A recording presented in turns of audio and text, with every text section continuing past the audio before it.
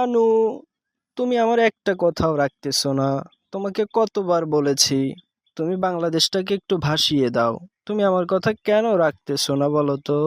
Please জানু, জানু বলছি, please দাও না, একটু বাংলাদেশটাকে ভাসিয়ে দাও জানু। শোনো, তোমারে কইবার লাগছি, তুমি বাংলাদেশটারে বাসায় দিতে কইতেছো, কিন্তু হুইনা রাহো, বাংলাদেশে যে বাসায় দিমু, বাংলাদেশের মানুষ যদি আমার বিরুদ্ধে জাতিসংঘের মধ্যে নালিশ করে, তখন আমার কি হইব? তখন কেডা বাঁচাইবো আমারে? জানু, যতই নালিশ হোক না কেন, তুমি আর আমি যদি একসাথে থাকি, কোনো নালিশ আমাদের কাজে আসবে না। আমরা দুজন একসাথে থাকবো। প্লিজ জানু, দাও না বাংলাদেশটাকে ভাসিয়ে। ওরা আমাকে দিছে তাড়িয়ে, দাও জানু ভাসিয়ে। শোনো, তোমার একটা জিনিস বুঝতে হইব, হ্যাঁ আমগো প্রতিবেশী দেশ। আগে না হয় তুমি ওই দেশে ছিলা প্রধানমন্ত্রী, অহন নাই নাইকা, তা কি হইছে? হ্যাঁ আমগো পাশাপাশি দেশ, হ্যাগো প্রতি আমগো একটা সদাচরণ করতে হইব না? আমরা যদি হ্যাগো বিরুদ্ধে, হ্যাগো বিপক্ষে লাগে যাই, তাহলে হেরা কি করব কও? হেরাও তো একটা ছোটখাটো দেশ।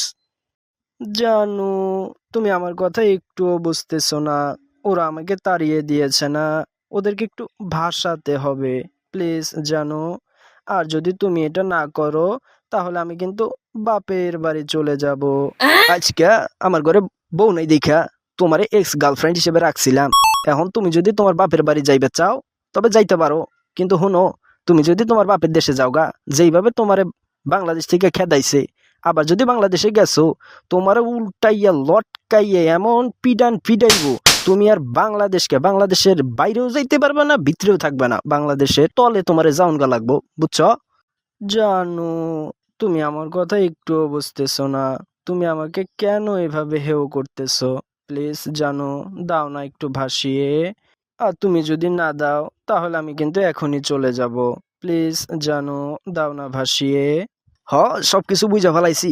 আজকে আমার এক ঘরে একটা বউ নাই দেখা তোমরা দুর্বলতার সুযোগ লইতাছো। লও, কি আর করণ যাইবো, দিলাম না হয় একটা দেশ বাসায়া, তা তো আমার বউয়ের চাহিদাটা পূরণ করার মতো একটা তুমি আছো।